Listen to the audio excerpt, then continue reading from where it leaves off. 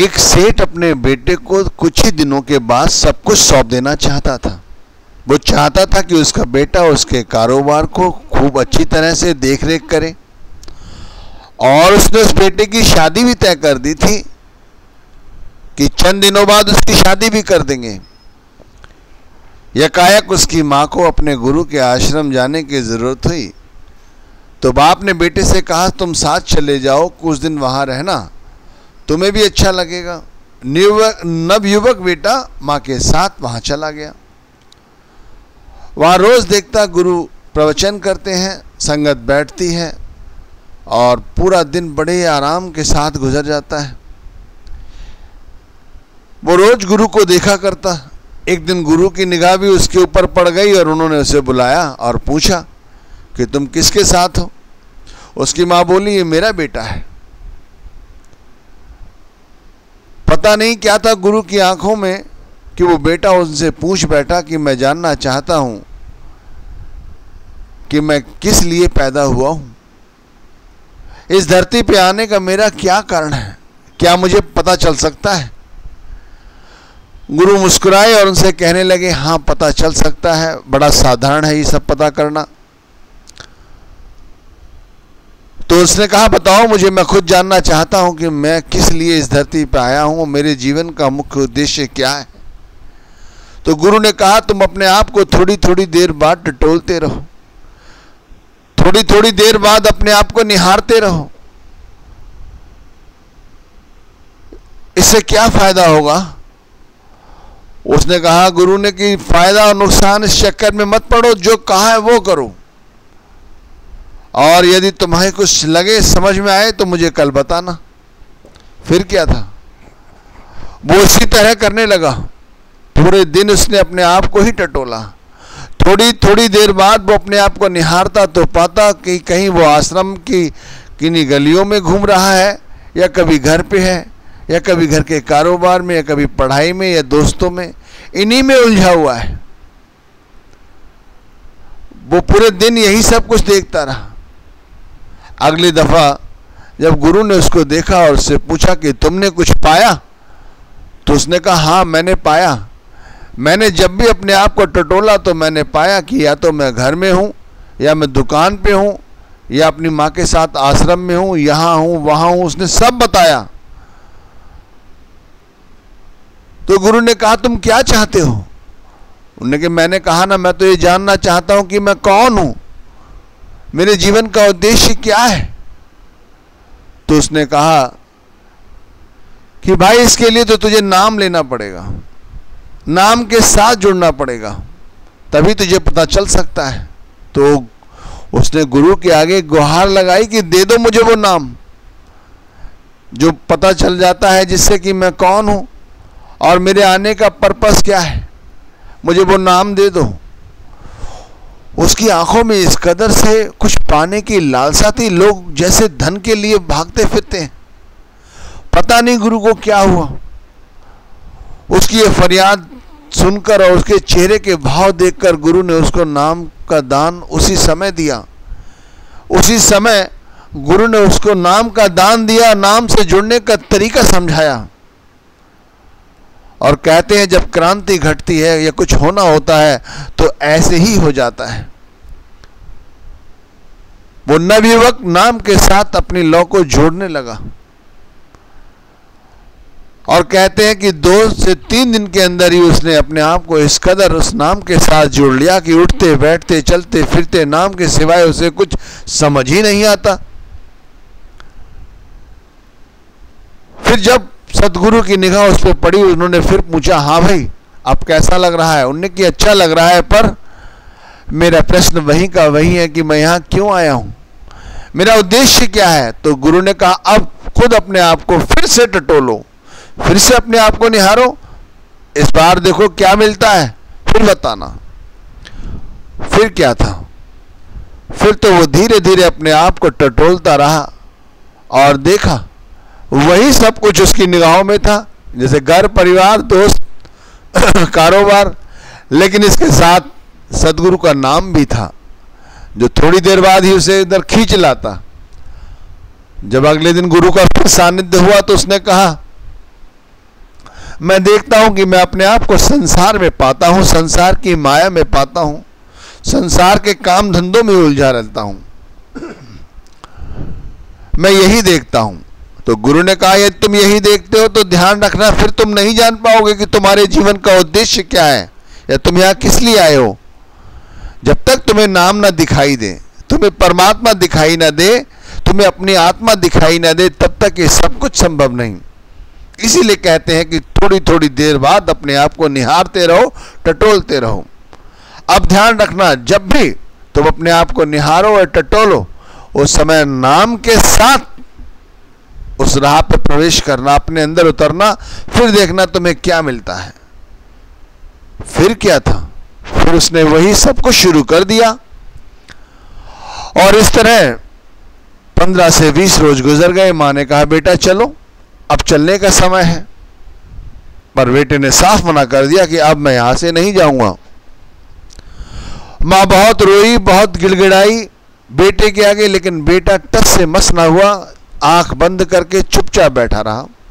वो गुरु के पास गई तो गुरु ने कहा मैं कुछ नहीं कर सकता, तुम और तुम्हारा बेटा, मैंने नहीं कहा था तुम अपने बेटे को यहां लाओ, और ये नहीं जाता तो मैं क्या करूं। आखिरकार मां वापस लौट गई, घर पहुंची, सारा बात उन्होंने अपने पति को बताई।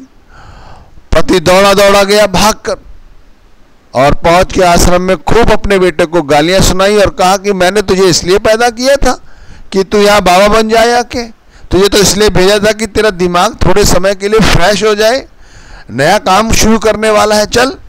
कई बार हाथ पकड़ा, लेकिन बेटे ने हाथ झटक दिया और शांत होकर बैठा रहा और कहने लगा मैं अब यहां से नहीं जाऊंगा इन चरणों को छोड़कर।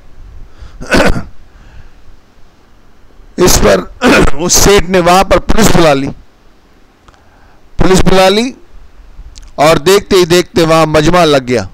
पुलिस ने आकर उन संत से कहा कि इसका बेटा क्यों नहीं देते, नहीं तो तुम्हें भी जेल में डालना पड़ेगा। संत गया और उसके बेटे का हाथ पकड़कर दरवाजे पे ले आया और कहने लगा लो ले जाओ, मैंने कब रोका है इसे, मैंने यहां किसी को नहीं रोका, ले जाओ। पुलिस वाले ने कहा चलो, लेकिन उसने आंखें झुका ली और कहा नहीं अब मैं यहां से नहीं जाऊंगा। तो उसके बेटे से उसका पिता फरियाद करने लगा ये तो बता कि तू जाना क्यों नहीं चाहता, क्या मिल गया है तुझे, मैं भी तो यहां कई बार आया हूं और मेरी पत्नी तो यहां हर साल आती है, पड़ी रहती है, लेकिन उसे तो कभी ये सब कुछ नहीं हुआ, तुझे क्या हुआ है। तो वो गंभीर मुद्रा में मुस्कुराते हुए हल्की आवाज से बोला कि मुझे जो मिला है अब मैं तुम्हें बता नहीं सकता, मैंने इनकी कृपा से, सदगुरु की कृपा से अपने आप को टटोला और मेरा अब अपने से परिचय हो गया है, अब मुझे कहीं जाने की जरूरत नहीं है, मेरा खुद से परिचय हो चुका है। अब मैं जब अंदर जाता हूं, अंदर निहारता हूं, तब मुझे वहां मेरे सदगुरु ही मिलते हैं, परमात्मा ही मिलता है और कुछ नहीं। वहां कोई मेरा पिता नहीं है, कोई मेरी माता नहीं है, कोई मेरा भाई नहीं है, कोई मेरी बहन नहीं है, कोई मेरी पत्नी नहीं है, कुछ भी नहीं है, केवल सतगुरु और सतगुरु का नाम है और कुछ नहीं। और मैं ये सब कुछ खोना नहीं चाहता, इसीलिए मैं अब तुम्हारे साथ नहीं जा सकता। मैं जानता हूं कि मैंने तुम्हारा दिल दुखाया, तुम्हारे को मुझसे बहुत सारी उम्मीदें थी, लेकिन पिता मुझे माफ करना। मैं जानता हूं मेरी मां ने मुझे जन्म दिया है, लेकिन ये जो सामने खड़े हैं ये भी मेरे जन्मदाता ही हैं। तुमने मुझे इस जन्म को दिया इस शरीर के साथ, लेकिन इन्होंने इस शरीर के साथ उस आत्मा को उस परमात्मा से मिलाया है, इसलिए अब मैं इन्हें छोड़ के नहीं जा सकता। इतना बड़ा सुख मैं अब नहीं छोड़ना चाहता। आखिरकार बाप ने बहुत समझाया, लेकिन कुछ न चली और वो खाली हाथ वहां से चला गया। तो भाई ये कहानी क्या कहती है, ये क्या शिक्षा देती है? ये शिक्षा देती है कि हम गुरु के नाम का रोज सिमरन करते हैं, भजन करते हैं, भक्ति करते हैं, चाहे कम करते हैं चाहे ज़्यादा करते हैं, लेकिन क्या कभी हमने विचार किया है कि इस सिमरन से, इस भजन बंदगी से हमें कुछ लाभ है? हम जब कभी उतरे हैं अपने अंदर, हमने क्या पाया है? हमने इसी बच्चे की तरह अपने आप को देखा होगा कि हम संसार की माया में ही उलझे रहते हैं। लेकिन अगर हम इसी तरह उलझे रहे तो क्या कुछ हमारा बनेगा? हमारा कुछ नहीं बनेगा। आप देख लो, जरूरत क्या है खुद को जानने की? भाई अनगिनत जीवात्माएं यहाँ जन्म लेती हैं, अनगिनत जीवात्मा यहाँ रोज मरती हैं, रोज मरती हैं, रोज जन्म लेती हैं। ये सिलसिला चला आ रहा है। इसी तरह हम यहाँ से जाएंगे तो क्या समझ रहे हैं कि आप बहुत बड़ी क्रांति हो जाएगी? कुछ नहीं होगा, पता भी नहीं चलेगा। इन्हीं लोगों की तरह हम भी चले जाएंगे। लेकिन भाई यदि गुरु नाम मिल गया है, सच्चाई का पता चल गया है, तो फिर इस सच्चाई में उतरते क्यों नहीं? क्यों नहीं जानने की कोशिश करते? क्यों नहीं हम साक्षी बनते किसी बात के? हम तो इस घर परिवार में इस कदर उलझे हैं, इस शरीर में इस तरह उलझे हैं कि परमात्मा को पूरी तरह से विसार चुके हैं। थोड़ा सा कारोबार क्या बन गया, थोड़ी सी हाथ हवेली क्या बन गई, बच्चे क्या पड़ गए, हम सोचते हैं सब कुछ सही हो गया। लेकिन भाई ये सब कुछ गफलत की नींद है। जब तक परमात्मा की याद ना आए, सदगुरु के नाम की याद ना आए, सदगुरु के नाम के साथ हम ना जुड़े रहें, तब तक कुछ नहीं बना।